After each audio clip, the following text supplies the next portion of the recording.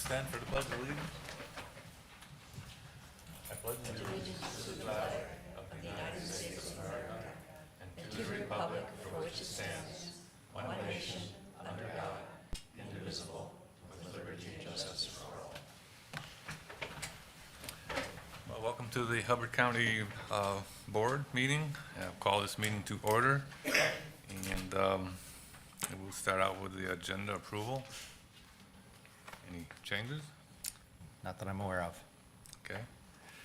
I'll make a motion to accept the agenda. Okay. A second. You second? All in favor, say aye. Aye. Okay, that passes. Public input, we have two public meetings today. If you have anything to say on Shoreland Ordinance or cannabis, you'll have your opportunity when we get to those. So for this public input period, anything not pertaining to any one of those two? If not, we'll close that public input. And then consent agenda. Any questions, any item to be pulled? I'll move to approve. Okay. Have a second? I'll second. Okay, all in favor, say aye. Aye. Aye. All right, consent agenda is approved.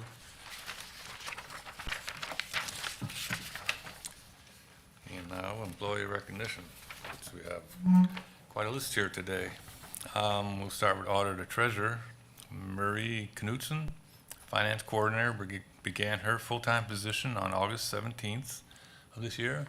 Well, welcome. Okay, and then Nicole Gack, Deputy Auditor Treasurer, began the full-time position on September 5. Welcome. All right. And then Patricia Muskovich, Election Worker, is recognized for service from March 15th, 2023 to August 2nd.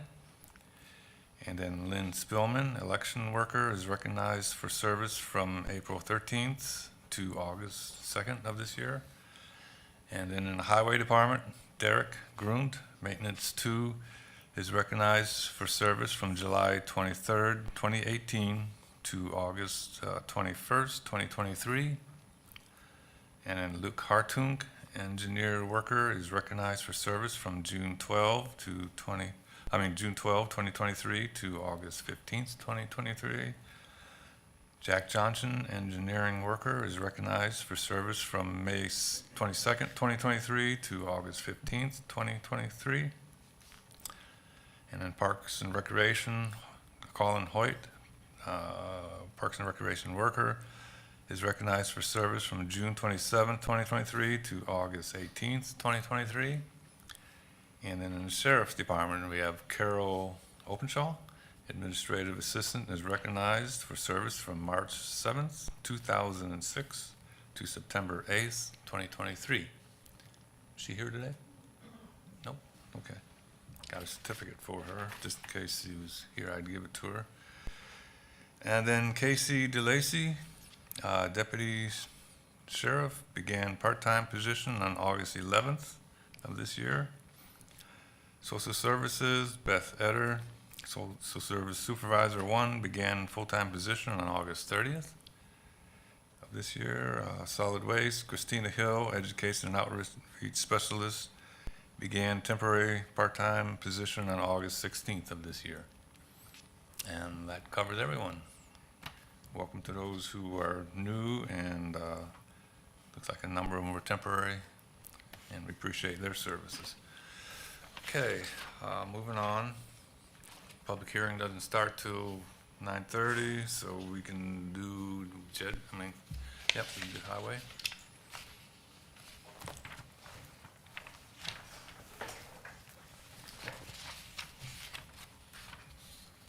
Good morning. Morning.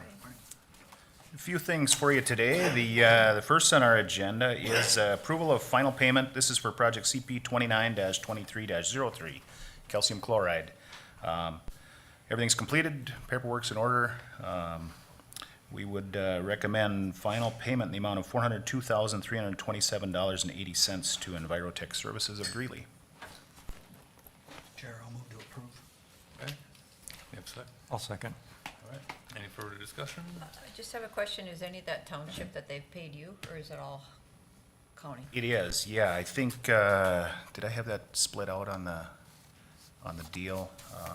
I don't have it with, right in front of Oh, me. that's okay, I was Yeah. just curious. There is a. Oh, here it is, right up 300 here, and- I missed that, yep. Yeah. Okay, Any more? Did we have first and second, I believe? Yep, okay, all in favor, say aye. Aye. Any opposed? All right, that passes. And second, we got review and approve quotes for a pressure washer replacement. This is at the North Shop. This is an unexpected expense. The other one is no longer useful. The heating coils went out, so we got a couple quotes. And we got Hotsy, Minnesota, out of Blaine, Minnesota. They are the low at $7,842.29. That includes $400 trade-in from the old equipment there. But yeah, these are big commercial units with the heater obviously on like 4 wheels. They can roll it around and it works good. And a pressure washer is obviously necessary up at our North Shop. So they don't have the wash bay like we have down here. So, So this will pressure wash hot water, actually. yep, correct. I was kind of wondering why the expense. Yeah, they're up there, but these are nice commercial units. And Hotsy, we have a good relationship with. They supply the one to the wash bay here, and their service is very good, very responsive. Okay, thank you. Is that similar to the one at the decontamination station? Yeah, I want to say theirs is Hotsy too, but theirs is even a little bigger unit. Theirs is on a trailer and whatnot, similar to what we would use for our culvert steamer. But yeah, same kind of a unit. Yep. So yeah, that'd be our recommendation. These were the only 2 quotes that we solicited. They Acme, we gave a chance out of Bemidji, but obviously they're a little bit more. So I'd recommend low quote. I'll make a motion to approve the low quote. Okay, do you have a second? Sure, I'll second. Okay. Any more discussion? Okay, all in favor, say aye. Aye. Opposed? That passes. All right, our third item, we've got review and approve quote for the purchase and installation of a mini split for our server room out at Public Works. This is something that we've never had in that room, and so to maintain an acceptable temperature in there, we just leave the door open so that it has just the temperature that's in the rest of the building. One of the problems with that is that when the servers are running and stuff, they're loud, and so our survey department is right across the hallway. They end up leaving their door closed because of noise, and we're also unable to lock that room. So talking with Fred in IT about doing this mini split, he encouraged us to solicit quotes on it, so we did. Received 4 quotes, 3 different companies. The lowest from Northern Pines out of Park Rapids, $4,470. Now, this does not include the electrical, or they gotta mount the vent up to the roof too with the condenser, and so there will be a little more cost, but we did discuss it with Fred, and he's in agreement to go with the low quote. The only concern we had is this unit for the quote number 1 there. It only goes down to about -4 degrees to continue cooling, and there are units that go a little bit colder than that, but we don't think that that's gonna be a real problem. If we run into those few days, we can open that door for the time being, but no guarantee that it cools lower than -4. That would be the only difference on this, and so we're all in agreement that we should go with the low quote with Northern Pines.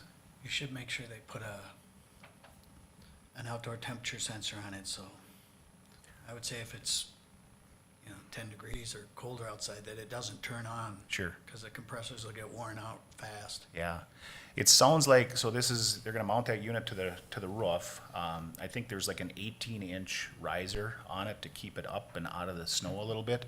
We did have them quote too, the second quote there from Northern Pines actually has them running that condenser deal out into our shop, so that there is no rooftop unit. That would be another option to go, for, a couple $100, we didn't see a problem with that. It's a little more plumbing through the building, but that's not, I saw that at, Crystal Buck does that. They put the condensers down in the parking garage. sure. Which actually provides heat in that It- garage in the. it does. It's in not the a- winter too, so, and you not a could run terrible it year deal. round then without a problem. Probably the better idea then. We sure could. We had discussed it with others, and the other 2 quotes, number 3s and 4 there, they also had the rooftop unit, but, didn't have a lot of concern. You see that a lot out there, but we do have that option, since it is pretty close to the shop, of running it through there, so Probably would last longer, because it's. it could. yeah, we wouldn't be opposed to that, and that, then we don't have the hassle of maybe going up there to check and make sure that it's not totally buried in snow and whatnot, so, I'd be fine with you approving that quote as well. So David, with your knowledge, would you think that number 2 would be a better idea for, I mean, a couple $100? Probably. I mean, personally, I'd put it in the garage. Sure. It's just, my experience with them, if you're running them all winter long, which you're gonna have to, because you've got an enclosed room there, Right, you'll wear that thing out faster than Yeah. you can believe, because they just don't run very good in the cold. right. Yeah, we shouldn't have any issues, I guess, with that. At least but- you'll be 40s, Mhm. just above freezing probably in the garage all the time, so. Right, Work much better. and the added heat doesn't hurt either, so. And then, the electrical and the roofing repairs, will that be, what account will that come out of? This would all come out of, well, for the highway department anyway, we'll take it from equipment reserves. Our plan was that we would spread it throughout the departments. I had talked to Fred about whether he was budgeted for anything like this, and he said at this point, probably not. They've had a lot of other expenditures and stuff, so I said our equipment reserves are fine. Building fund, I guess, maybe not equipment reserves, but building fund. And, so we'd be fine on that, but, if we were to go with number 2, now you don't have the rooftop stuff, and so everything would be mounted in the shop. So all in all, this could end up being maybe a little bit cheaper. But the electrical will be just a smaller add-on cost that we would just pay straight out. But, If you're good with it, I would recommend yep, we'd be fine with it. quote number 2. Mhm. I'll make that a motion. I'll second it. Okay, any more discussion? If not, all in favor, say aye. Aye. Any opposed? All right, passes. Very good, thank you. Number 4, review and approve quote for a tandem snowplow truck. If you recall our conversation back a ways, we had that one truck go down and we had 2 trucks on order. We still have not received those 2 trucks. That's the delay that we're seeing in these orders. And so I believe at that time we had spoken about possibly trying to get another truck on order, even though in 2023 we didn't have a specific truck budgeted for that. But what this would be is we would not obviously receive this truck this year. This would just be to secure our build slot for quarters 1 or 2 of the next year, and possibly still not seeing that truck until close to the end of 2024. We do have a truck budgeted for 2024, which then would be the funds to pay for this purchase. And so just to get in the line of getting these things built, I would recommend that we do accept this quote off of the state contract from RDO Truck Centers in Fargo. The amount of that today is $140,764. And then we will also send out for quotes on the box and snow equipment. And I'm sure that'll be out of one of the 2 vendors that we typically use. So you'll see that at a later date. But this is just to get us in the line to go. And then the price, we hope is secured. We did experience those couple of price increases the last time we ordered trucks, but this is as good as we can do. It's right off the state contract. So we would recommend going with RDO Truck Centers. Did it require down payment? No down payment. Nope. Pay for it when it's done. That's nice. Yeah. Yep. I'll move to approve. I'll second. Any more discussion? And this is just for the chassis, correct? This is just the chassis. Yep. Any more? Okay, all in favor, say aye. Aye. Aye. That's passes.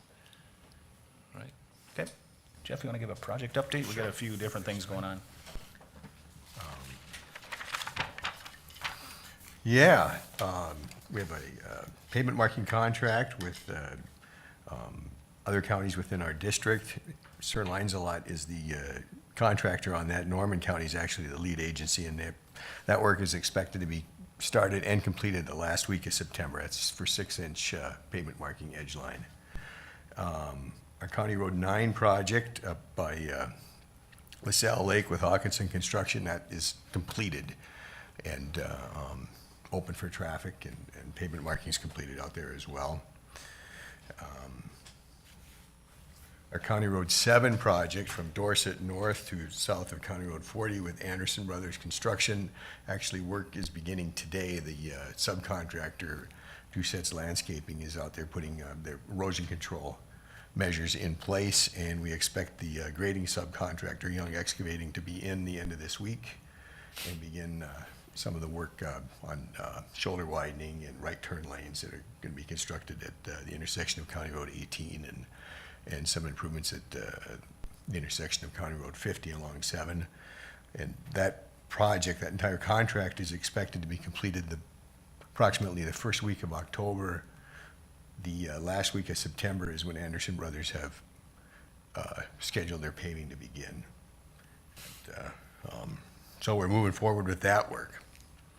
And then Lake Emma Township has Hunter Road paving, which is attached to that contract, which will be completed at the same time as the other paving.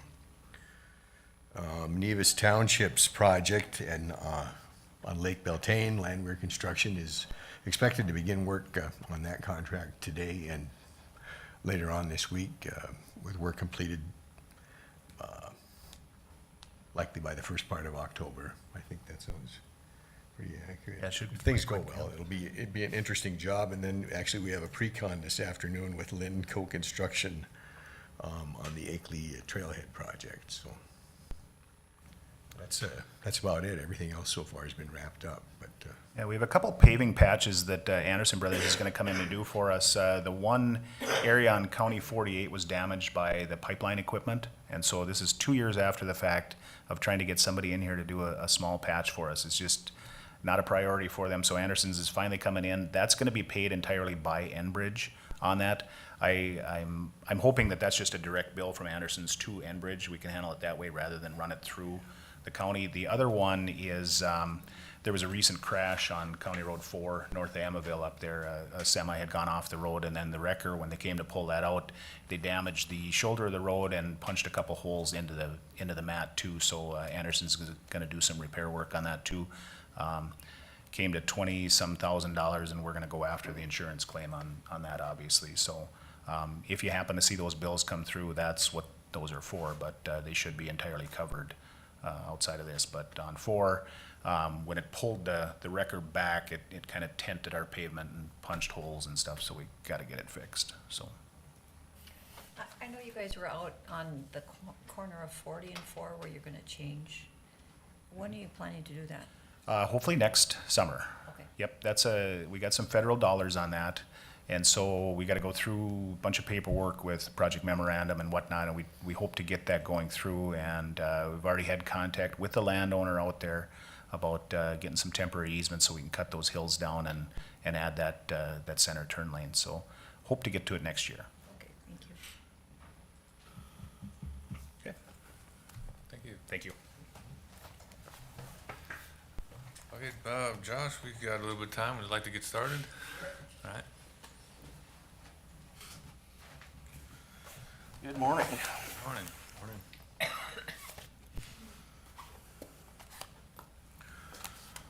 All right, so the first item I have for you is to review and approve quotes for a skid steer for solid waste.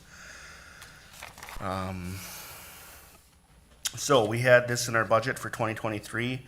We're looking at replacing a 1999 Bobcat. We received 2 quotes, one from Acme Tools of Bemidji for a SSV 65 HC Kubota and for a S64 Bobcat as well. The old Bobcat that we currently have, we'd look at, we've been in talks with STS about transferring that to their program to use. And yeah, everything else, I guess both of them met our specifications, and we'd be recommending to approve the low quote to Acme Tools out of Bemidji for the new Kubota. Any questions? All right. Do you have a motion? I'll make a motion to accept the low quote number 1 from Acme Tools. I'll second. Second. Any more discussion? Not all in favor, say aye. Aye. Any opposed? All right, passes.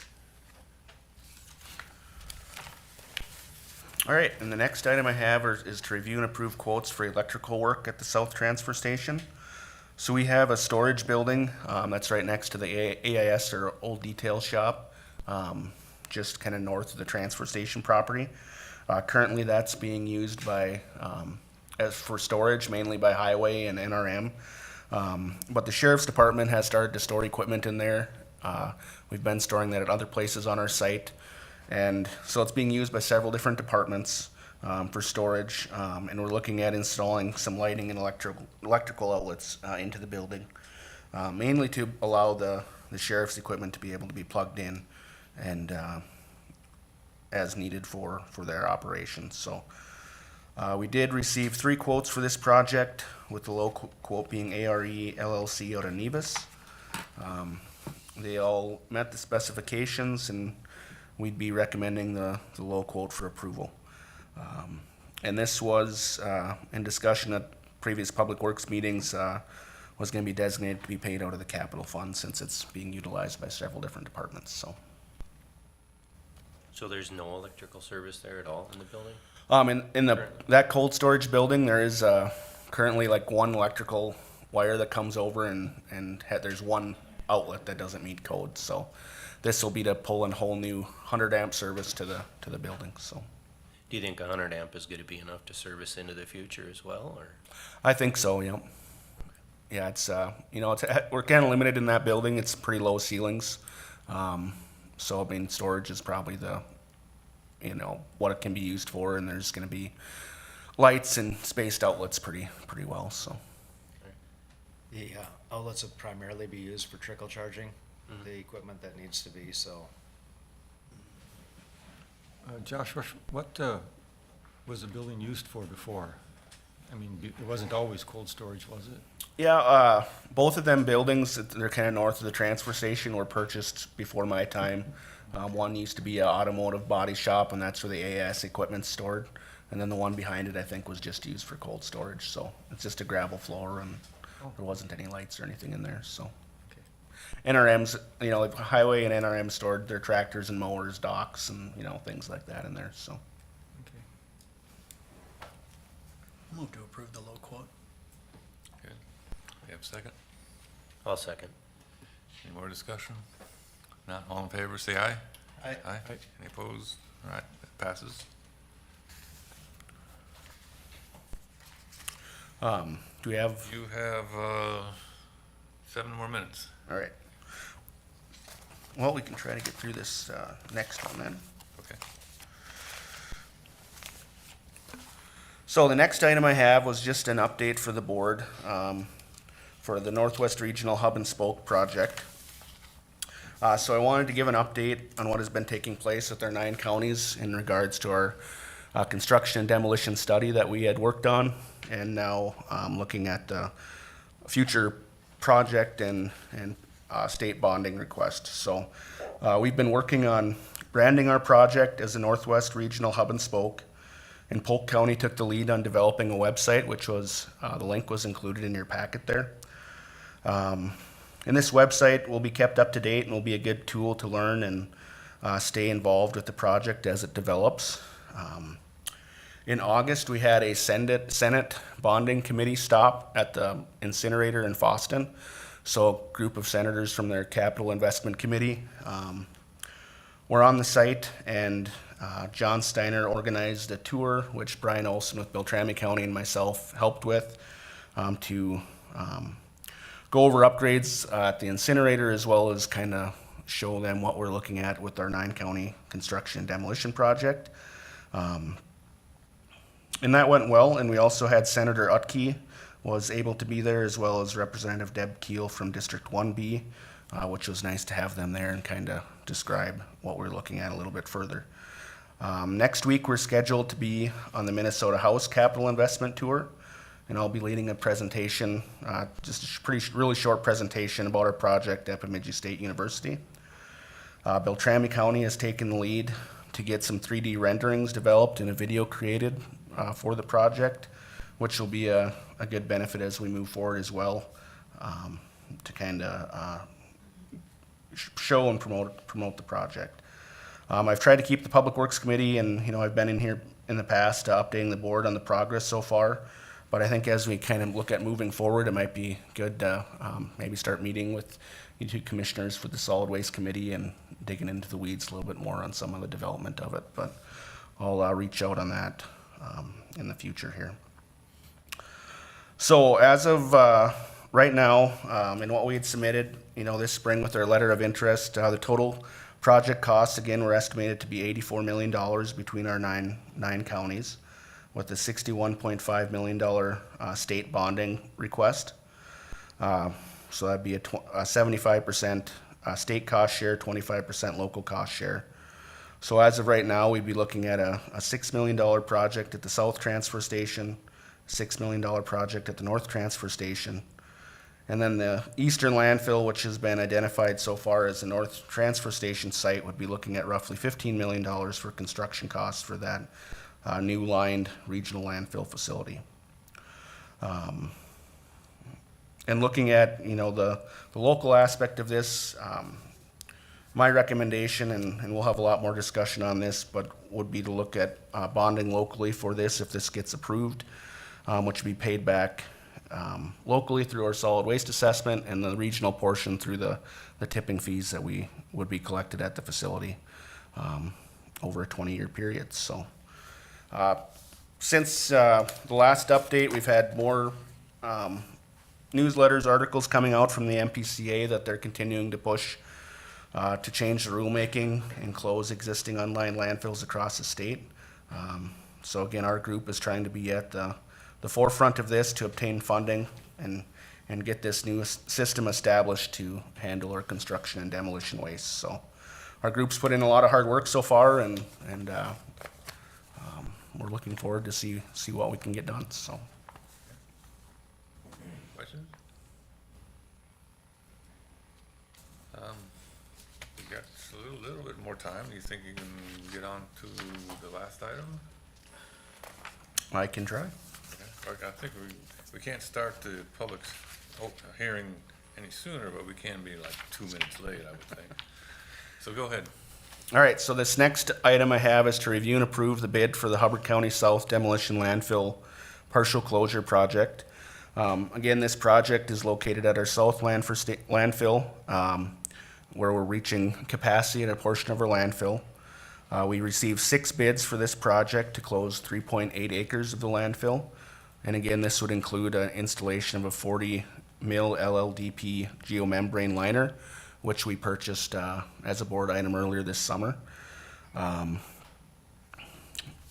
So we had a good turnout with the project. Like I mentioned, there were 6 contractors that submitted bids. A lot of them or the first half of them were really competitive. We had sent this back to Stantec, the engineering firm that's helping put this entire project together. They reviewed all the bids for completeness, checked references. It's their recommendation and mine that we award the low bid for the project to TNT Construction Group out of Grand Rapids for $568,800. Josh, how much of the landfill is left then? And then, how long before we have to close the rest of it? So this will be about a third of the landfill, probably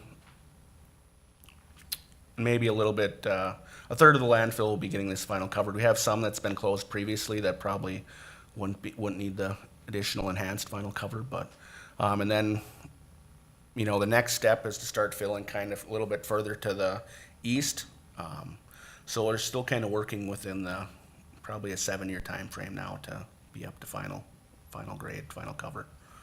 And depending on how this regional project kind of goes, that might change the direction here at our North Station, at other landfills in the area too, so.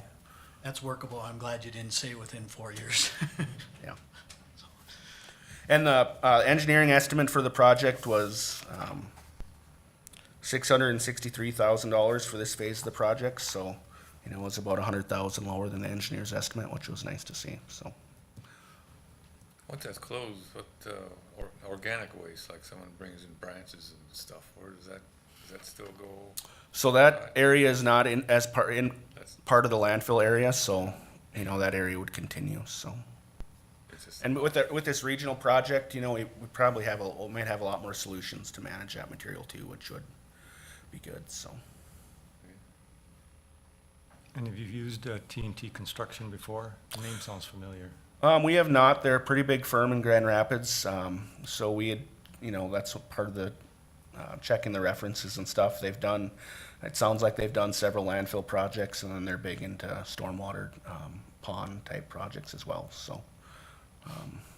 Stan Tech felt comfortable with their references and their background, so. Thank you. All right. Do we have a motion? I'll make a motion to accept the low quote number 1 from T&T Construction. I'll second. All right, any further discussion? All in favor, say aye. Aye. Aye. Any opposed? Okay, that passes. And then we did get a schedule, so they're looking at, over this next week, we'll probably start, getting the contracts lined up, and they're hoping to start, well, I think the third week of September and be wrapped up the middle of November, so. Okay. So looking forward to having that done, so. All right, thanks. We got you done. Thank you. Okay, and then we're ready for the public hearing for Shoreland Ordinance Amendment. And we need a motion, I believe, to open the public hearing. So moved. Second. All in favor, say aye. Aye. Aye. All right. Public hearing is open, and I believe, Eric, you can start it off. Sure, so some background on this proposed amendment is that some constituents approached the board asking for the ordinance where it deals with professional services business category in the use table in Article 4 be looked at to potentially allow the change on the natural environment lake classification to allow that type of a business activity to occur as a conditional use. Currently, it's been listed as a non-permitted use, and so the board directed the planning commission to take up that matter, which the commission did, and came back to the board with a recommendation, which was to change the use on natural environment lake classifications to a conditional use, and then they recommended a performance standard be attached to that basically says that such use on a natural environment lake would need to be outside of the first tier, which would be that distance from the ordinary high water mark to the 400-foot setback from the ordinary high water mark.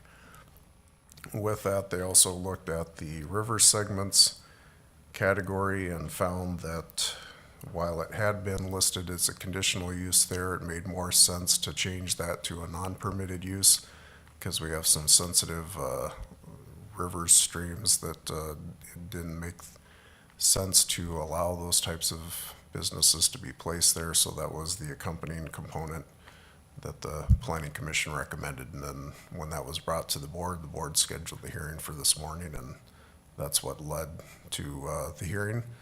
We in the department haven't received any feedback from the public, so I don't have any positives or negatives to share with the board as far as feedback from constituents. Any questions, comments? Shar and I were both at the planning commission meeting when they discussed this, and I thought that they thoroughly vetted it, came up with, I think, a good plan that still protects the natural environment lakes and the rivers segments, but also provides some business opportunities for the area also. I don't believe there was anybody that voiced opposition, was there, Ted? No, I think everybody was in agreement. There was, I think, was it Ken that wanted it maybe at a 500-foot setback? Yeah. But tier 1 is a 400 already in the ordinance, so it made sense just to go to the 400. I listened to the meeting, and yeah, same. They zeroed in on the first tier fairly quickly. Yep. Okay, any more comments? Yeah, okay, then we gotta open up for public comments. Are there any? If not, we'll close the public comments. We need a vote. Have to close it first, or? Close the hearing, and then you could entertain a motion. All right. I'll move to close the hearing. A second. All in favor, say aye. Aye. Aye. Okay, now we can vote on it. Now I'll move to approve the planning commission's recommended change. Okay. I'll second. Any more discussion? Not, all in favor, say aye. Aye. Aye. All right, that passes. We've got that changed. I would imagine, Dave, that you intend for that to take effect when the summary of the amendment can be published in the board meeting minutes. Has to be published in the minutes and then published in the official paper too, a change to an Yep. ordinance, yep. Yep. Do you have that, is that in the pack here for signature, or I gotta come back another time? The, The ordinance change? if we can get that done quickly, we will, otherwise we can do that at next week, we just Oh, fine. next week, okay, I don't think we need the signature to publish okay. the action of the board. No, once I get the ordinance updated, then I'll get that to Jeff so that he can then have you sign the ordinance Okay. update. Sounds good. Well, we're done with that. Would you like to go into, I believe we were on the agenda for item 9A. Let's go get started on that one. Okay, so this is essentially a housekeeping item relative to our GIS services and software.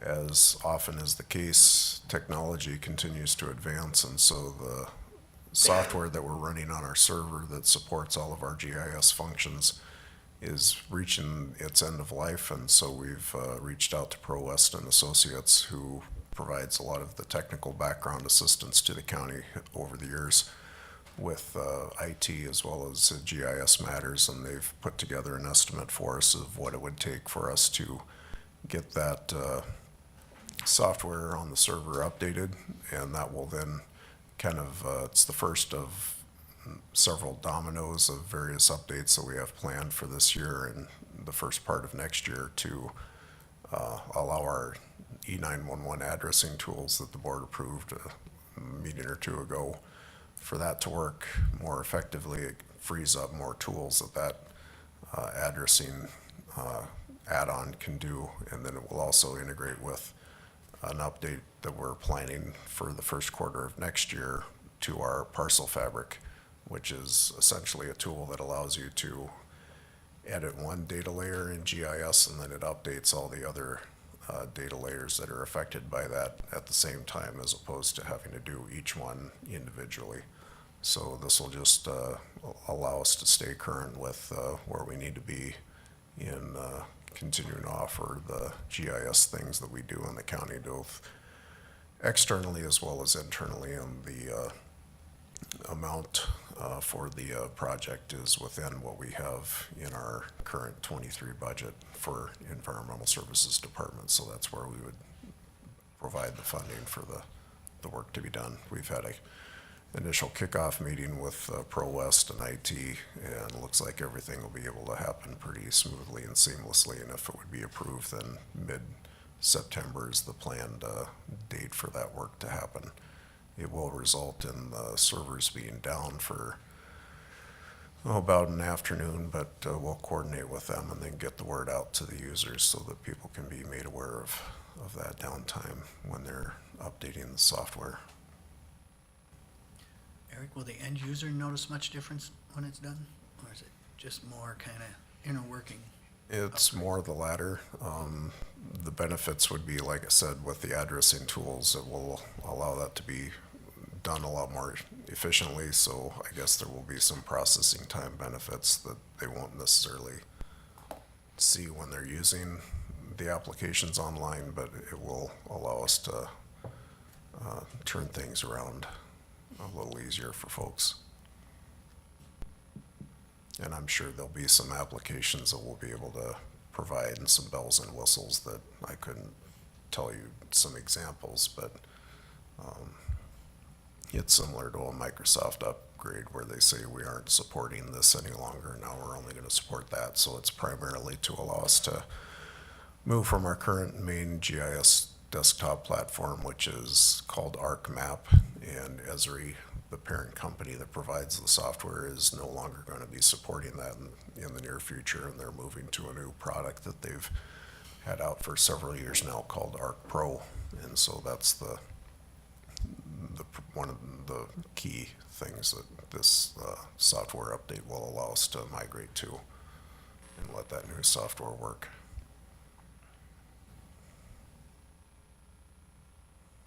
Okay. Motion? I'll move to approve. Second? I'll second. Any more discussion? If not, all in favor, say aye. Aye. Aye. Opposed? All right, that passes. I have Thank you very one much. question while you're here. Sure. I've gotten a number of calls on that Beltane restaurant and emails too, so I was quite curious about it, so I watched it while I was on vacation. But do you still expect that to be on our November agenda? Or is it heading that way? Well, what I can say is that the planning commission tabled the matter and directed the applicants to provide a lot of additional information that wasn't in the application, and they slated that for the October planning commission meeting. So I've had a conversation with the applicant, a few days after, and we talked through what would be involved, but I haven't heard further, so remains to be seen if they'll produce that or decide to go a different direction. But assuming that they would, and the commission would feel that they had enough information at their October meeting to make a recommendation, then yes, they would tentatively then go to the county board in November, probably the second meeting. Okay. With, if it does, it comes in November, is it possible for any commissioners that want to do a lot view? Or was that not be recommended? I actually went out separate from when they did their lot view. Partly because, I was gonna be there that night to represent the county, but, had a nice conversation with them. I will tell you, Tom, that one thing the planning commission asked, and they said they had not done, was contact the state to find out about the interior specifics. And so, one of the planning commission members said that might have an impact on their plans. So, I don't know, the room was packed. Yeah. There was a lot of discussion. Yeah, and a lot of what the planning commission requested for information were things that I had mentioned to the applicants that they ought to include in their application, and they didn't. So it was one of those things where you just have to let them hear it from the commission. Yeah, because they didn't have stakes up, so you couldn't see like where they planned to put the drain field and the parking lot, and it was just treed, and they said, it's gonna be over there. And so that was one thing the planning commission asked, was that everything would be staked out. Yeah, everyone who called me, I right away told them that, the procedure starts with the planning commission. They were all familiar with that, but they still called me anyway, so that's what kind of piqued my interest in it. See. I forward your information you had sent to me, since it was in my district, to you, Tom. I just Okay. forwarded it to you, so you, Okay. And they also have 2 violations that they have to take care of, Okay. so. All right. Yeah, and they've talked through, they talked about submitting variance requests for those violation items. So if that occurs, yeah, we'll see how it all shakes out. All right. Anything else for Eric? No? Well, thank you. Thank you. Well, we still have another 15 minutes for our next public hearing. Kay is here. We can do finance.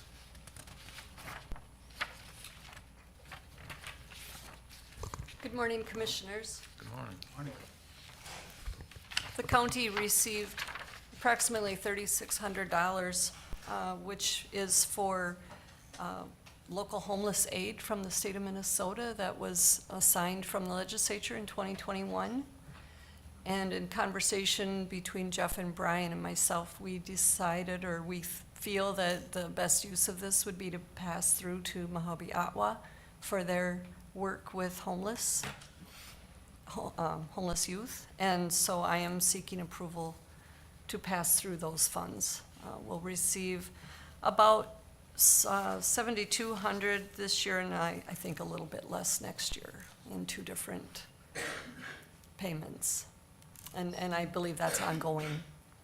So we discussed this at the Mojave meeting, and so just for the board's information, homelessness for youth is defined as doubling up and couch hopping. And Liz said that 87% of homelessness could be solved with family reunification. But Hubbard County has not documented homelessness the way some of the other counties are. And so, to give you examples, Hubbard County got 7,200, Becker County got 250,000, Monoman County got 65,000, Wadena 7,000, Otter Tail County 46,000. So the reason Becker got so much more is because their school systems have a system where they're they've made a point to document. And so Liz, the executive director of Mojave, said if other counties would like to start documenting more in detail, there would be more funding available. Anyway, I will move to approve because Mojave is trying to do a wonderful job of using this money very efficiently. I'll second. Okay. Good, any more discussion? Yeah, it just seems like $7,200 for Hubbard County to try to set up something. Partnering with Mojave Ottawa, I think, is an excellent idea. Their experience at that. Yeah, it's what they do. Yeah, that's what they do. Okay, all in favor, say aye. Aye. Aye. Any opposed? Nope, all right, passes. Thank you. All right, thank you. Oh, let's see, I guess we can do administrator. Do you have anything? I do not. Some changes came into the IFS budget after I was out of town the other day, so you'll be getting a new levy summary from me, but you'll be getting your budget books, and the IFS budget is current and up to date. The one-page summary is the one thing that I'm gonna have to change, and it's changing by, I don't think it's changing by much. There were some adjustments to healthcare expense and some trickle-down personnel expense, so it'll be minor adjustments to that. Anyway, you will have that. And then I just looked to the meetings to note and add, you all got an email this morning, I think, about the annual conference in Minneapolis, December 4th through 6th. So if you are intending to go, please coordinate with Denise and she'll go ahead and get you scheduled for that. I know some of you have already responded. And the Fall Policy Conference is next week. I think everybody's made arrangements, who's going to make arrangements, and those who are going to attend day use, that's perfectly fine as well. I think that's all that I have, budget and Jeff, meetings. Would this be a good time to bring up the request from the Family Safety Network? Sure. Okay, so I was approached by the Family Safety Network, which is the safe house for the women and children that closed down. They've, in Park Rapids, I don't know, was it a couple years ago? Family Safety Network now is in Walker, and then they do a region. Anyway, I'm on Action Park Rapids with one of the representatives, and she approached me, and then Annette White, who is their executive director, sent an email requesting that Hubbard County would have a commissioner on their board. And included in that was a request that I would be the representative, only because their representative knows me from Action Park Rapids. So I was wondering how the board felt. It encompasses women and children that need shelter and safety. I think it makes sense. You've already got some prior experience. with Yeah, it goes Action along Park with Rapids. committees I'm on, Yeah, yeah. yeah. So that would require a board vote to, for per diem? I think so, because it would become an official committee. Basically, I think you'd be approving that to be part of the committee list for Commissioner Christensen. Okay. I'll make the motion. I'll second. Okay. Any more? All right, all in favor, say aye. Aye. Any opposed? All right. Okay, so then I'll attend the September meeting, thank you. Well, we can start on committee reports. I'll go first, because mine is really easy. I was on vacation, so I haven't attended any meetings since. Told you it would go fast. All right, anyone else? I only got one, just to update you on Heritage. The July numbers here, operations dashboard, the CMS overall star was 4, unchanged from previous month. Health inspection was rated 3, again, this is on a scale of 1 to 5, unchanged. Quality measure was a 5, unchanged since March. Staffing is a 4. Minnesota nursing home report card is a 4, that's up from a 3. And we've had 3 hires in July, 2 terminations. We still have 9 open FTEs, 0 agency contracts still, so we're holding steady on that. 16 different applicants. And the retention rate for June ticked up a little bit, 76%, and the turnover is at 57% at the moment. Occupancy, Heritage Manor has 18 out of 26. The cottages, I think there was a couple move-ins coming in September 1st, if I remember correct, so that might be up a little more. The cottages are 14 out of 18, and Heritage Living Center was 36. And I believe we're set at, 52 now, the rooms we've set on layaway. So 36 out of 52. Financial report, EBITDA, Heritage Manor was a positive 1,140 in July. That is the first positive that Heritage Manor has had, second positive for the year. May was the first time they had positive, so that's good. The cottages, positive 15,807, and the Heritage Living Center was a positive 86,822, so the total combined EBITDA was a positive 103,770, so the trend is still kind of moving in the right direction, which is good to see. And let's see, what else is going on there? The air conditioning unit for the laundry, the air conditioners were here, but the vendor had to manufacture a new internal coil housing, so they were still waiting on that. That should be done pretty quick. Water heater for the manor and cottages were ordered. Knut Nelson is working on what type of telephone system we might put in, because the one we have is basically becoming non-functional. Clifton Larson Allen will give a 25 to 50% discount on preparing a employee retention credit report. Sounds like we could get back anywhere from, I think it was 700, somewhere between 700,000 and 1.5 million in employee retention credit, so that would be huge. That'd be a nice, yeah, be very nice to have that.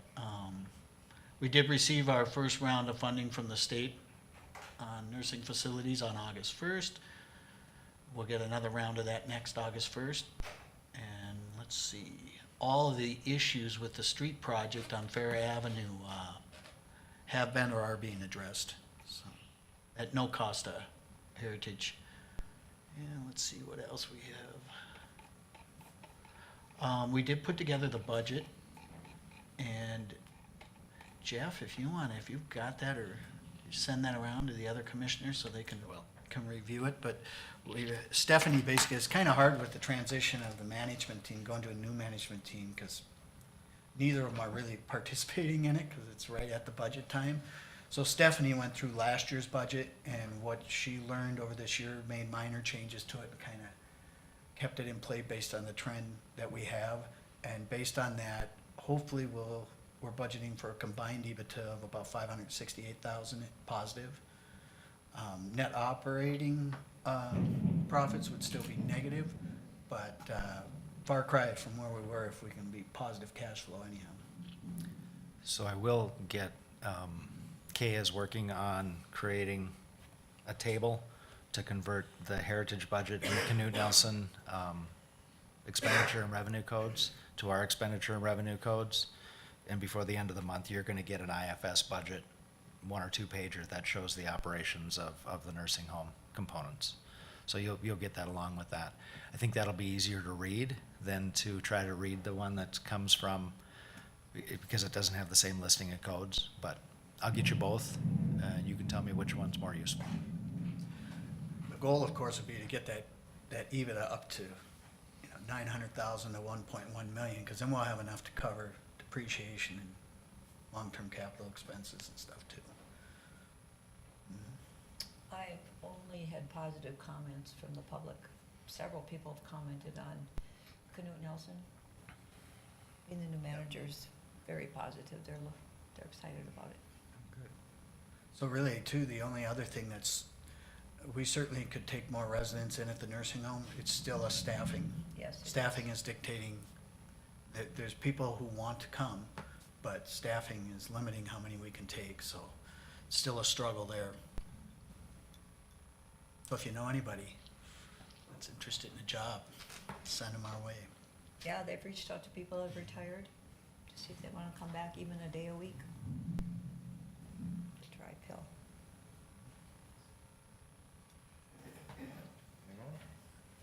That's it. Okay. Got several minutes. Okay, I'll start out real quickly. HIP, Angie's here today. HIP is doing some coffee talks. They're gonna be, the second Tuesday of the month, so unfortunately none of us can attend, but hopefully the public can. September 12th will be suicide prevention, October 10th, substance abuse, November 14th, cancer awareness, and December 12th, impaired driving.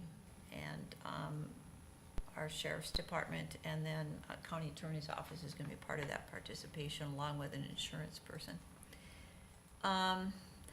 For the HLDC, for Heartland Lakes Development Commission, over 50% of the housing in Hubbard County is rentals. Yeah, and so we had discussion about how we can find housing that people can afford to purchase. The other thing is they were waiting for state permits on Pinecrest. And, we talked about, how we're gonna fund for the next year. I think that's about it. Dave, do you have anything else you want to add there? No, not really. I mean, we formed a committee to look at some additional fundraising things we might be able to do, so we're working on that right now, and should have some answers on that before the end of September, but. Yep. Okay, then going to Mojave, I talked about the family homelessness. There's a Veterans Community Project that is a possibility for our area. Somebody wants to donate land, and so Liz is in the process of filling out a grant from the federal government that would then pay for tiny homes to be put on there for veterans. Let's see, there was 12 million additional scholarships given to Pathway One funding, which means scholarships are given to families so their kids can attend things like Head Start. So this is what I found really interesting. In the previous years, we've given out 4 million, they've been able to do that. So this year, the legislature just said, here's 12 million. They're not even sure they can give the money out. Whatever they don't give out will have to be returned to the state. I did question, because I have a really hard time with this $8 additional million from the standpoint of some organizations not getting it and not using it wisely. Liz thought that it was currently given to the organizations that were already using it wisely and then submitting reports back to the state. So, there's an increase statewide to $156 million over the next 2 years for these scholarships. Senior Community Service Employment Program, that's a new program, 55 years and older for low-income unemployed.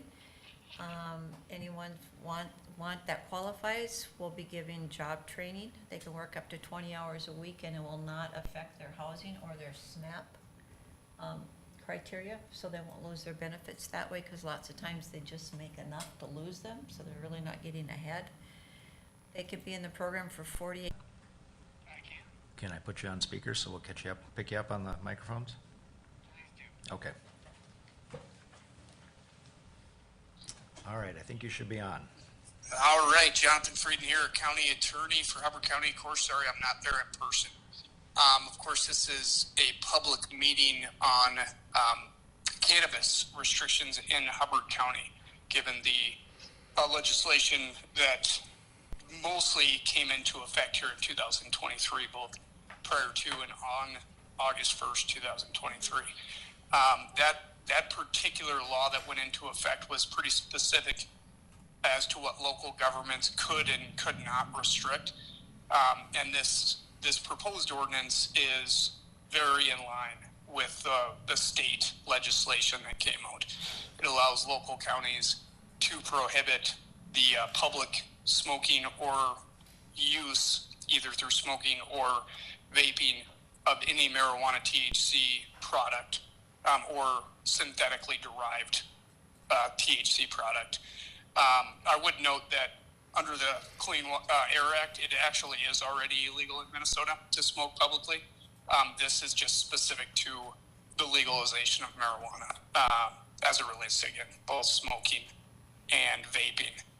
The other thing that the other portion of the law that local governments have some control over is the sale of marijuana derived products, THC, synthetic derived products with THC in them, those type of products. And this ordinance does prohibit the sale to be in line with our liquor ordinance, which of course is in line with state statute when you can and cannot sell alcohol in the state of Minnesota. That would apply if this ordinance is passed to marijuana sales, THC, edibles, etc. sales would generally fall under that. And the reason I say generally is the edibles, some edibles would not fall under it, depending on the chemical makeup of the edibles themselves. I would note that the actual licensing of any distributor has not been done in the state of Minnesota and won't be done until at least early 2024. The actual cannabis agency that's in charge of setting up a lot of rules that are not set up yet and enforcing those rules, most importantly right now, granting or not granting licenses for retail establishments, that board itself is not put together yet. They're working on it and talking to them, but they're not making any decisions at this point. So that's coming 2024 as far as licensing. And part of that for us is in this ordinance, it does restrict where a retail establishment can be. And in the way that it's drafted here is you can't be within, if I remember off the top of my head, 500 feet of a school, daycare, or park, and 1,000 feet of a church. And that is also in line with our liquor license ordinance. And given the guidance we got from the legislature in the actual law, that it has to be reasonable restrictions, given the way that alcohol is restricted and that this is mirroring that. I feel very comfortable that it is reasonable. And in talking to the people who are at the Cannabis Management Agency, they had no disagreements with that. So from a constitutional standpoint, the ordinance is in line with the authority granted to us by the Minnesota legislature, the state, and that is the introduction. Okay. Any questions for Jonathan or the board? Any comments? Okay, we'll open for public comment. Do you want to hang on the line, or do you want me to call you up again if we have? Okay, I'll leave you open and let you know. You state your name for the record. I'm Jerry Scoville.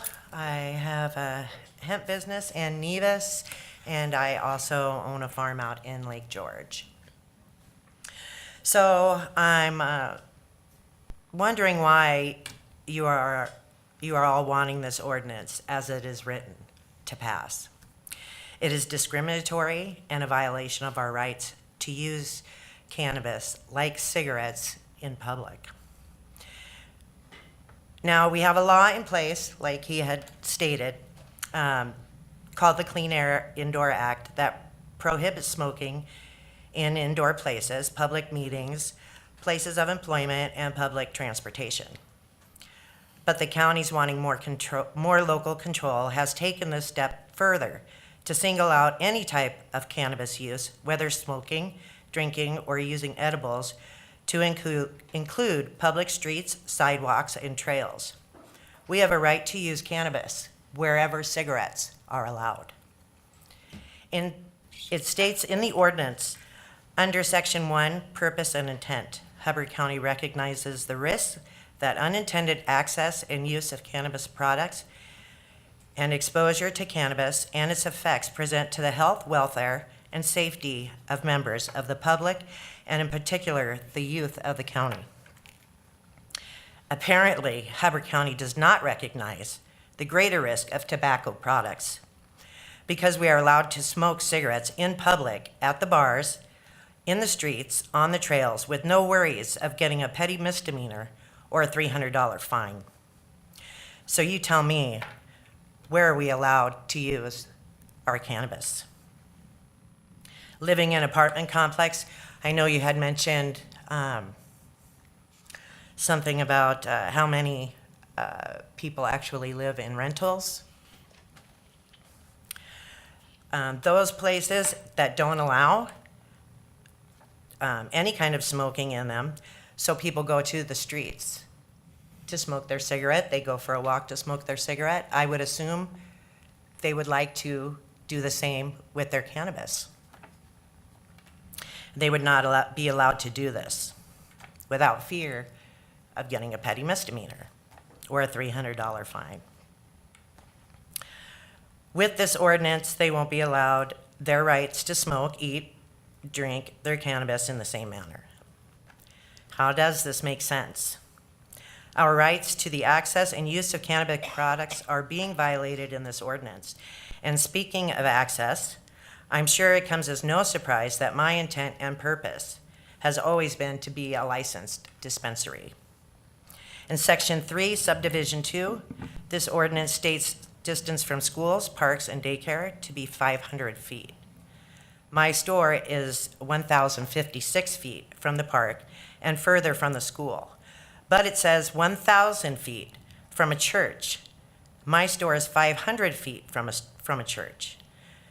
How could it not be when I'm living in a town, or I have my business in a town that is 2 to 3 blocks long and has 3 churches? Even the 2 bars in this town are within 500 feet of a church. This ordinance states a purpose of protecting the public health and safety, particularly the youth of this county. Now, I'm sure that our youth attend schools, parks, and daycare more frequently than a church. So why the difference in the distance? Or is it because I'm 500 feet from a church? If you're going to be fair, and this ordinance is truly for protecting the public and youth, then the distance should all be the same, the 500 feet. Don't make them different because you don't want me to be there. Follow the Clean Air Act, keep all distances the same. You know there's no reason to have them different. Do not pass this ordinance. It is criminalizing those who seek the use of cannabis. It is a violation of our rights, and it is discriminatory. I do just ask that I'm asking for fairness in this decision. Thank you. Any other comments?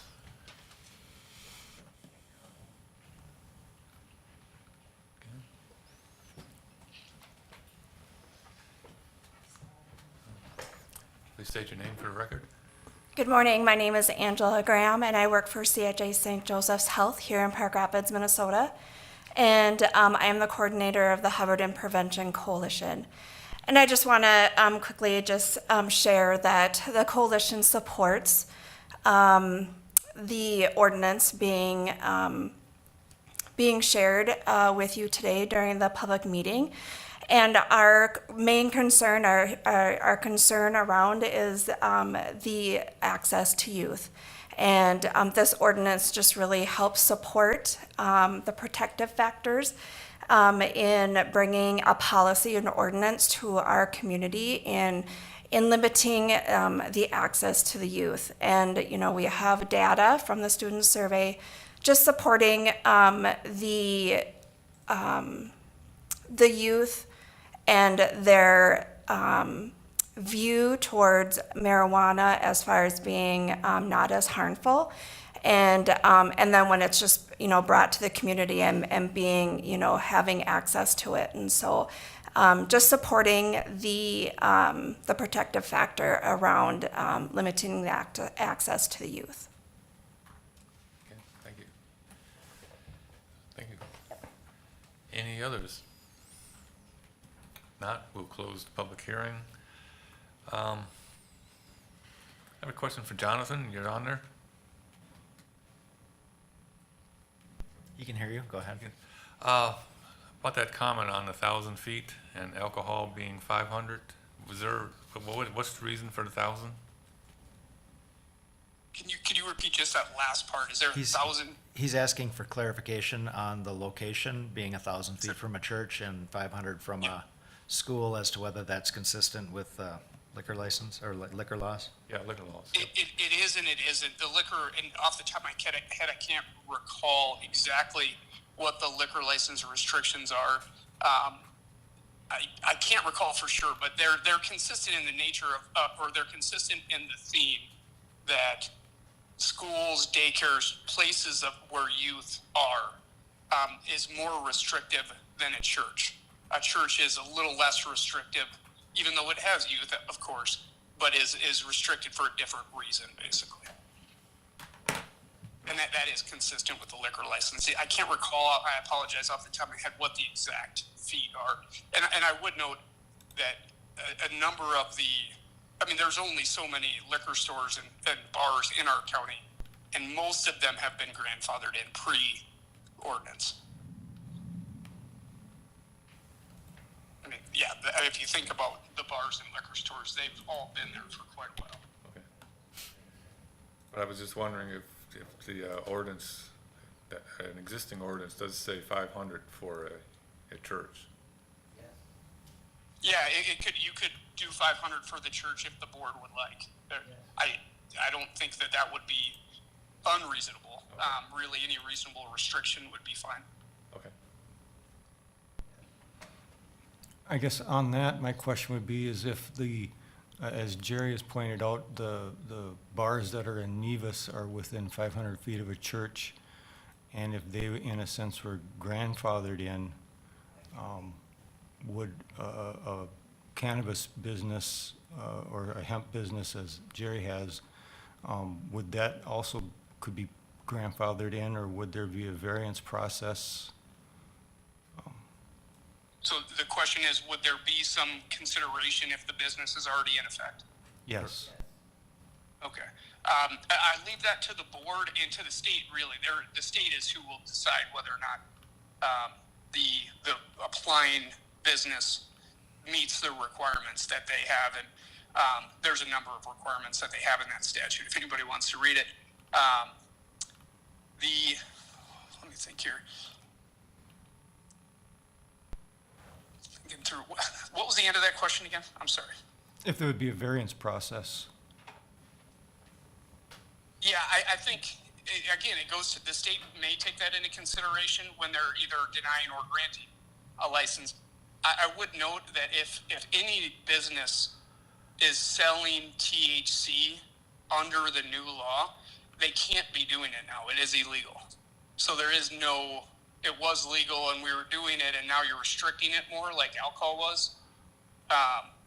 It's not legal to sell at all right now. The products that are under this ordinance and under the statute. So I guess the answer to your question is, I don't really see consideration being taken by the state, because this isn't, you can't grandfather in something that is otherwise illegal until now. Nobody was doing it before, hopefully, at least, because it was illegal.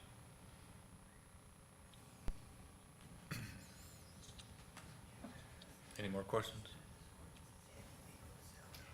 Well, I just have two comments. One is we are as we've mentioned before, we're the only state in the nation that was taken local control away. This is the only local control we have. The state will be licensing, and so the only thing that we can do is set criteria for boundaries. And secondly, I think if you talk to several legislators, the state approved this without having a lot of the details in place. So we honestly don't even know.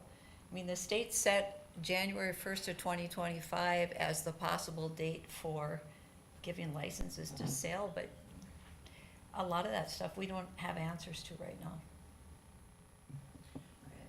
I have something to say. So I understand that we're waiting for the state, but at the place of my business right now, if you do, I just want to be able to stay in my building.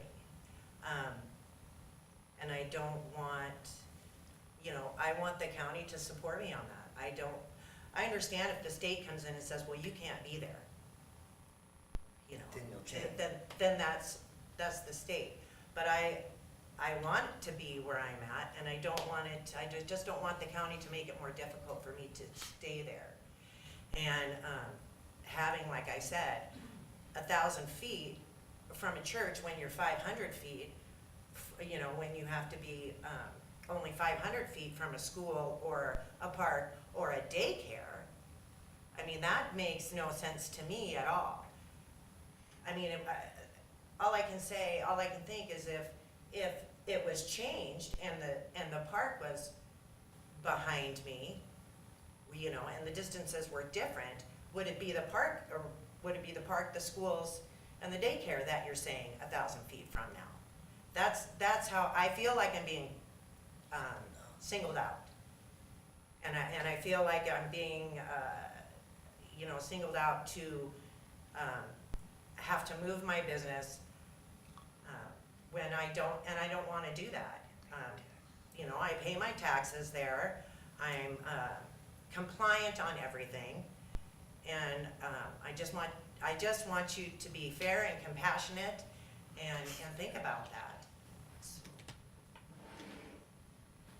Do we have any idea what the city of Nevis is going to do as far as an ordinance? I do not know.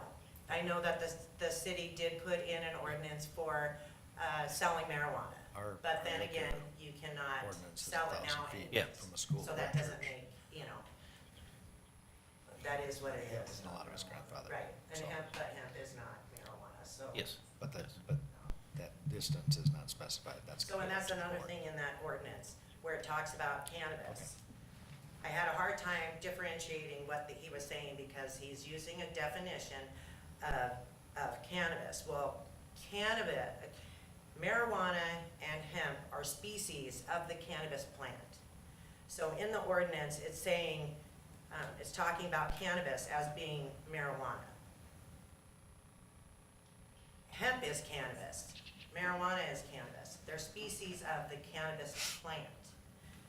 So it was a little bit difficult for me. I had to continue to read it, and I had to actually, instead of reading cannabis, I would have to put marijuana in that section to actually understand what he was talking about, because he's changing the definition in the dictionary of the word cannabis as well, so.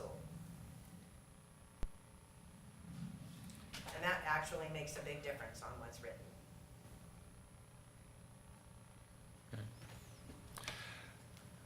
Well, I personally can understand the need for there to be consistency between alcohol and THC. So if the alcohol, I'm not familiar with that ordinance. If it says 500 from a church, I can go along with 500 for cannabis as well. Our current ordinance is 1,000 from a church or a school. For alcohol. For Oh, alcohol. 1,000? Yes. There's no From 500. school too? There's no 500 from a school. Well, if I'm 500 feet from the church, and the bar is right across the street from me. So the bar's in violation then? It existed prior. Yes, it existed prior to the ordinance. So it was grandfathered in. Yes. Yes. So you can grandfather alcohol in, but you can't grandfather marijuana in? Or him? because the sale of alcohol has been legal since before this ordinance was considered. Correct. I kind of agree with Tom there, you know, that I want it to closely align with our alcohol and tobacco ordinances as close as possible, because then it's easy to administer too, and easy for people to follow.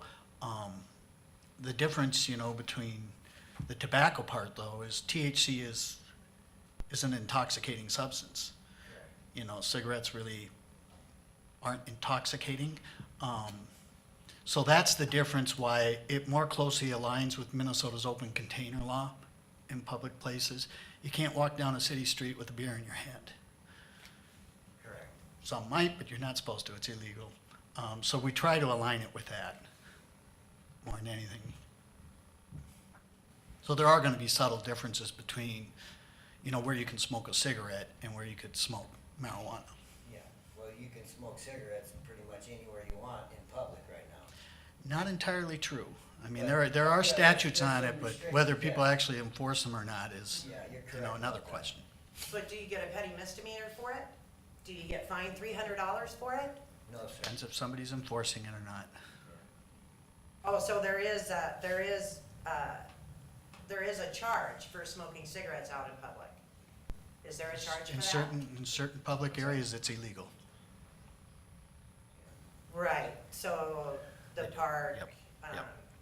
No, I understand that, but what it is saying in there is anywhere on the street. So if, you know, like I said, with rentals, people that rent apartment complexes, You can't they have to smoke go outside to smoke a cigarette. Well, if they go outside to smoke cannabis, they can get a petty misdemeanor for that, Or him, or him, yeah. him. But you're also, you know, you gotta be careful not to conflate two different things. The apartment owner can set, you know, non-smoking policies if they want. That has nothing to do with the county. Yeah, that's true. They just That- go that's- outside and smoke. that's though. on- you They know, walk that's out their past choice. Their area, and then they can Yeah. smoke in the parking lot or Yeah. whatever, but you couldn't smoke hemp or marijuana in the parking lot. You know? All right, but like I mentioned, the difference between a cigarette and THC, Yes, it's different. intoxicating. But how much damage has alcohol done versus marijuana? You know as well as I do that it's done way more damage to our society than marijuana ever will. Well, and I'm not here to debate That's the correct. subject here. Yeah. We're All here to we're pass it asking- on, but what I'm trying to say is we're trying to align that closely with our current alcohol and tobacco policy. And because THC is an intoxicating substance, as is alcohol, Hold this over until we clear up the the distances. policy in the proposed ordinance closely follows the open container law for alcohol. But that would put us out of business, and 1,000 feet is not, I mean, for a church, like she said, there's more youth that frequent parks and schools and stuff like that than churches. They just don't have to introduce And the so that 1,000 ordinance for- feet there would Yeah, I agree with put you. us out of Public hearing business, and we're today. tax-paying citizens. Especially in Nevis, that's kind of hard. Yeah, because you're in such a small town, man, I mean, all we're asking for is a little compassion and a little consideration. Somebody out of the public That's hearing all we're process asking would for, change and it it wouldn't hurt. dramatically. I mean, we are paying our taxes. Oh, no, I don't think you did Haven't had either. no violation. Okay, are there any other public comments? Okay, if not, we'll close the public hearing, and now it'll be up for the board for discussion. Okay, I think thanks, we sir. need a motion to close. Oh, yeah, okay, motion to close? So moved. Second. Second. All in favor, say aye. Aye. Aye. Okay. And I'm not familiar with the alcohol ordinance. Well, the county's alcohol ordinance, first approved in 2015, Okay. and most recently revised in 2020, calls for no license granted within 1,000 feet of a school or a church. So that's obviously up to the board's discretion at that point. There are some state limits that exist. So in all honesty, Jonathan said, you could either decide to vote on the ordinance the way it's proposed, you could propose language, you could propose changes in those distances, or you could wait until we research that and actually square those up. I think what the intent would be for them to be consistent Right now, the language in the existing alcohol ordinance is not consistent with the proposed cannabis ordinance. So does the alcohol ordinance have anything in there about daycares and public parks? It says 1,000 feet of a school or a church. That's it? Yep. Okay. So they're not consistent. I think the easiest thing would be for us to do would be to put this on hold until we clean up that language before you vote on this, just to make sure that it's right. I don't want to change this, the restrictions on the locations without double checking what the statute says on, related to liquor, because there are statutory restrictions on where liquor establishments can be. Well, like I started out, I would like to see consistency between the two. Yep. So if that requires tabling, then It doesn't require tabling. We don't have to bring the item up for a vote at this point in time. We just would. However, even though daycare and public park is not in the alcohol policy, I would like it kept in this one. And the difference being, if you look at, say, Colorado, where it's only legal in 8 counties, there are reasons why we have language in here. So then does, I would expect when we research that, clean that up, that we would probably bring a proposed change to the alcohol ordinance so that it's consistent with whatever you're voting on relative to cannabis. so if the liquor ordinance doesn't say anything about parks, then am I correct in assuming you can drink in a park? Yes. I don't know if that's No, allowed. that's by not, state- that's state rule. two different things. You're talking about use, this is talking about the location of a sales environment, right? So don't mix those two up, that gets to a conversation. No, public use. That's why I asked the question. I wasn't Public sure. use is separate from the location of a sales establishment. That's what I was specifically talking about. And not the consumption. And then I guess I wonder too, is the state gonna address this? That's part of the problem, because honestly, they don't have a plan right now. Their plan is to hire 300 people to put together, Yeah. to try figure this out after they passed it. And so they didn't think it through well. That's correct. So there's a possibility we could pass this ordinance and then the state comes out with There is a possibility, different, With more restrictive. or Yes. less or less restrictive. Yes, Yes. either way. But this is the only thing the state gave us any type of control on. that we can, yeah. So Jonathan was comfortable with you making it 500 for both and voting today, or waiting until we reconcile the two and give you that information and voting in 2 weeks? If your intent is to pass an ordinance limiting the public use of cannabis, right, and limiting where the locations of the sale thereof, then those are the two options we have. And I guess I would support the 500 feet for both the liquor and cannabis. Thinking about the liquor establishments that I know of, you know, I can think of, like, say, Bethsaida. There's a bar there, and then there's also a church. And are they 500 feet apart? I don't know about that. And then as we talked about Nevis having 3 churches in a small town like that, same thing with Park Rapids. I'm not familiar with all the churches in town, but there again, you know, are we favoring one over another? I would kind of like to reconcile the two. to change if we did drop the alcohol ordinance down to 500, then that would require a public meeting to do that. So anyone who's opposed to that has a chance to express To themselves. modify an ordinance would require a public hearing. These ordinances and these, specifically these zoning applications of these ordinances, it's always the case that the new zoning law applies to new and future uses. If you drive through the state of Minnesota and you look at the 500 cities that are under 1,000 people in population, there's a bar next to a church on every corner in every one of them. because that's how Minnesota is still. But it's not uncommon for the laws to restrict those locations to be, which is probably why the new sports bar that was built, I don't know, new 25 years ago out in LaPorte is 1,000 feet from town, right? Because it is. Not a problem for them, better location for them actually than trying to find parking downtown. So this is, the location of the sale of these types of property is really just a zoning issue. It is not, it's not a use issue. It's not a type of use issue. It's simply limiting where they can be for the sale. And it's not uncommon for zoning to happen, to say now the change is, you know, people that have boathouses down by the lake, right? They're not allowed to modify them anymore. Can't change, they gotta keep them up where they are, but they can't add on to them. So that, these two items, the restriction of the location of it is a zoning item. It's not related to anybody's opinion of the use of that item. So I think it would be relatively simple for us to do a quick review and bring this back if what you're really wanting us to do is make sure that the proximity dimensions are the same between the two uses, which I think is reasonable.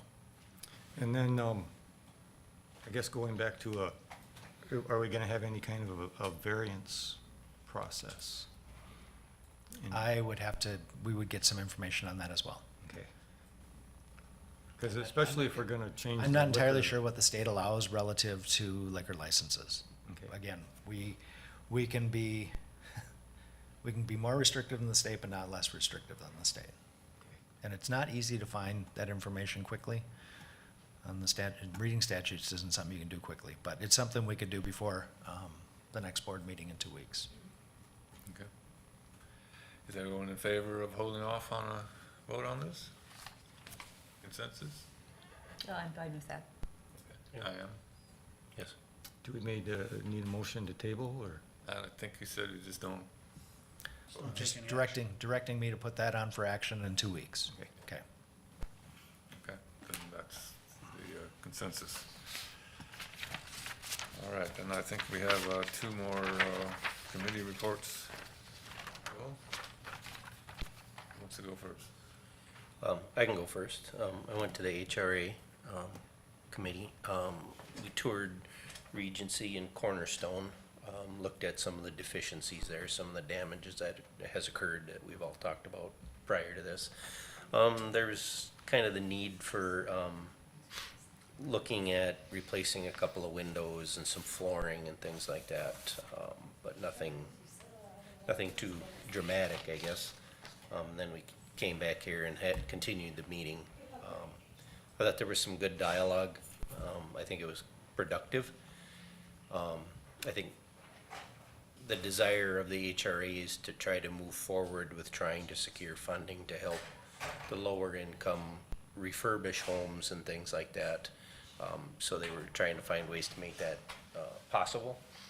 And kind of what I've heard is the desire to have more funds spent outside of the Park Rapids metro area, you could call it, to try to improve housing for everybody. So, you know, if there are rental opportunities or if there's home ownership possibilities, they would certainly like to pursue that. And just to add, I was also, of course, at the HRA meeting. I know that it was also discussed about doing more for moderate income people. Yes. We talked about there's a lot of programs out there for low and very low income residents, but nothing really for the average Joe. And when we talked about before, the median home price in Hubbard County being well over $300,000 and the median income is 56, and you need to be making over 70 to afford a mortgage on a 300,000 plus home. We want to try to fill the gap for the average citizens in Hubbard County. Not exactly sure what that's going to look like, but we're at least thinking about it. Stuff and we touched on different things, tiny homes and reconstructing other places and And just to add, then I'll let you continue when I'm done here. They were talking about the dollars that was given to HLDC to do what they're doing. And I just expressed to them that there's the possibilities for the HRA too, but we have to have a concrete plan. You know, not just this idea we want to do this, but, you know, if we want to do something over here, you know, have an address, a plan, all those kinds of things in place before we start asking for dollars. I know some of it I know we talked about the budget process, and I know there's some deferred maintenance that we would like to get done and accomplished, so we've added that in our request for the budget this year.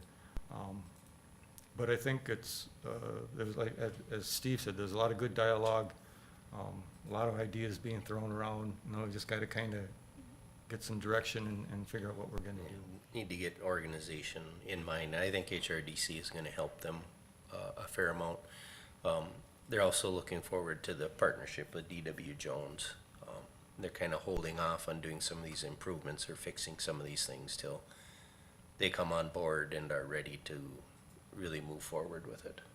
So I would add, you know, as one commissioner, what I'd like to see then is HRA take care of the problems they have.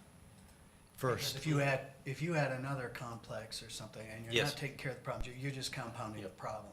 Yep. So, you know, any request that comes along, you know, I really need HRA to show me they can take care of what they have before they do anything new. Yep.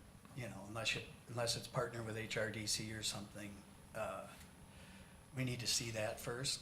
Yep. Because that's kind of how we got in the little debacle we got in. Yeah. You know, And like Shar has mentioned, that the HRA properties are Hubbard County assets. Mhm. And I don't think any of us want to be slumlords, so Yep. we've got to make sure we're maintaining the buildings that we have. And legislatively, the rules have changed a little bit on what HRAs can do now that they couldn't do before, which is part of the reason why HLDC had to do this last one, because it was more workforce-orientated housing. Well, some of that had changed this last legislative session. So that opens up more opportunity, but we gotta fix the problems we got first and then get going. And then I went to the Parks and Rec Board meeting, talked a little bit about Ferris Park, the disc golf course. I just kind of talked about they might have to change the layout for a couple of the holes or reduce it. Their plan was an 18 hole, but now they're saying maybe a 9 would be a better fit to try to stay on to the property without going on to any tax forfeited land adjacent to it. So that was discussed. Then they had the Itasca Heartland Trail update. Of course, the box culverts going in for the tunnel, all of that is progressing. They were gonna have a ribbon cutting sometime, but they wanna kind of wait till things get finished there. And then they're gonna talk about the use of snowmobiles using the tunnel and so forth to find other uses. And then apparently Itasca State Park is considering starting with their trail that would connect to it. But there was some old growth timber I think there was concerns with. So I think they were still trying to find their way through that and go from there. And then, of course, the Akeley City Park request was talked about. They're moving forward with doing that trailhead project. And they talked some about the trail parking on the Heartland Trail off of 4 there in 240th. The logger can't move in there yet. There's some other sales that are more provocative for income rather than taking a few trees out, so it'll be as time allows. They also talked about the dog park. They really don't want to do anything yet, basically because of the tax forfeited land case. They really don't want to move forward with anything happening there. Then Deep Lake Park, where we're waiting for the awards of the grant monies sometime, maybe the beginning of next year, before we find out the information on that, who's going to be awarded funds and so much. In the budget, they talked about the new mower for the parks and so forth, and then just personnel, trying to find recreation part-timers to help. And then if there was any other funding sources available, and they're looking for planning and so forth. The college is BSU is helping with the development of the disc golf course at Forest Park as well. And then I went to the Mississippi Headwaters Board meeting. That was in Walker. I was introduced to everybody. They talked quite a bit about the role of the Headwaters Board, is what basically I was gathering out of it. Ted probably has more in-depth information because he pretty much runs the meeting. So I guess that's all I have. Going back to the tunnel under 71, Yes. if it's in the location that I think it is when I drive by there, obviously there's no trails coming to it now on the west side, and then on the east side of Highway 71, it's like there's a clearing, but there's no trails that lead there either, and I don't even think you could drive a snowmobile in the ditch, so. Yeah, that was the comment, Okay. that it doesn't make much sense yet to allow snowmobiles to use it when there's no way to get to it unless you Yeah. try to ride that ditch, which is kind of hazardous. And So, then even once they got there, then Yeah. it's like, where do you go? You Yeah, know, so. yeah. So both sides are kind of working on that still to try to figure out what's the best solution there. Because the snowmobile trail, I think they said was about a half a mile south of the tunnel. So really doesn't make sense they'll just block everything off for the winter and call it good. Alrighty. And let's see, I had Mississippi Headwaters Board. Bring up that information here.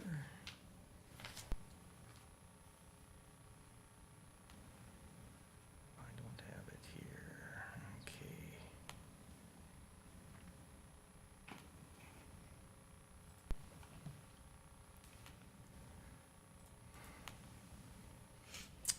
Alrighty. As Steve mentioned, kind of did a bunch of introductions there. Got to introduce Steve.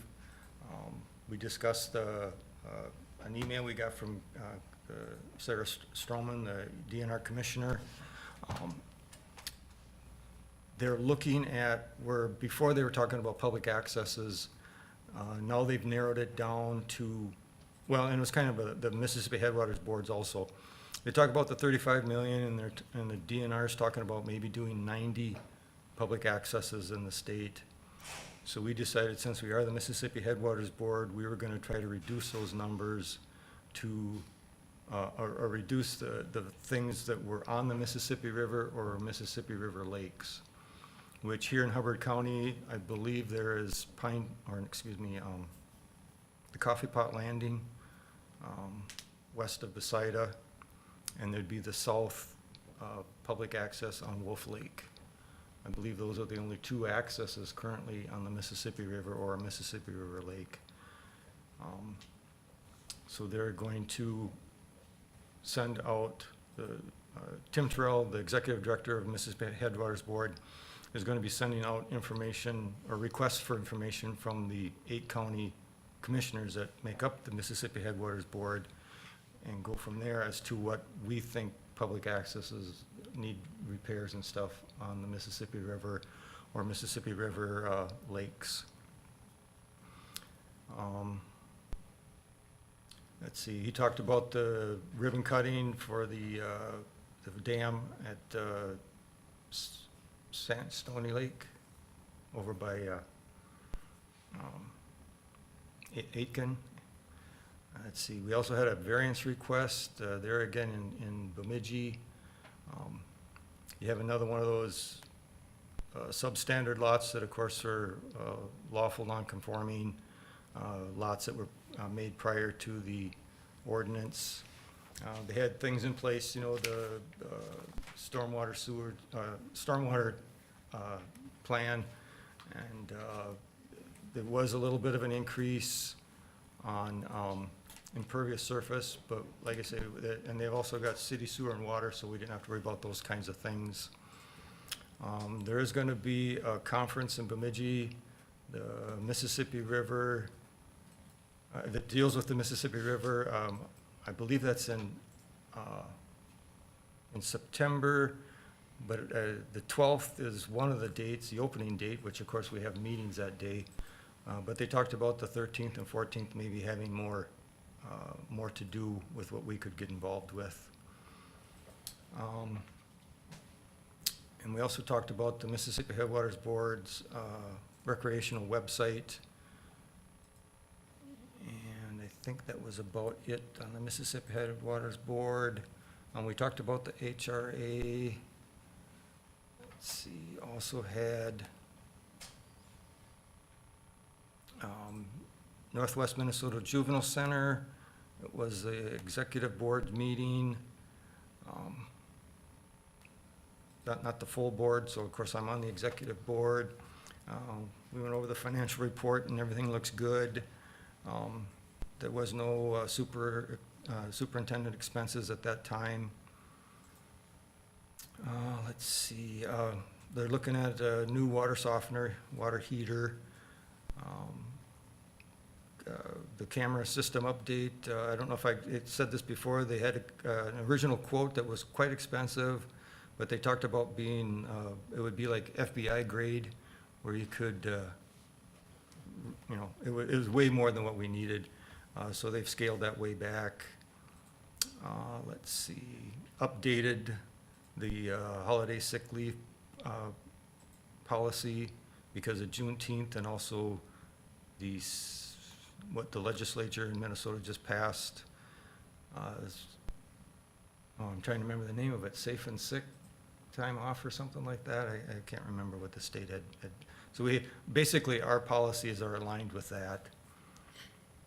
I thought that policy it hasn't passed final passage yet. So you're not talking about the 12-week leave one? No. Unless you're talking about a different one. It's supposed, as I remember, it affects also part-time people. If for every 30 hours, you get 1 hour of time. Oh, like PTO time? Yeah. Okay. And let's see, talked about the host county agreement. Really right there is just updating what we're charging for host counties and non-host counties. And I guess our September location, we were going to go to Pennington County, but we're staying in Bemidji, which will help out Steve, of course. I hope he can make time to get to that meeting. And that's all I have for that. And I also listened in on a AMC webinar last Wednesday, had to do with the funding that the state is providing for housing. I was on that too. Okay. Yep. And it sounded like it was, as you probably picked up too, they don't know everything yet.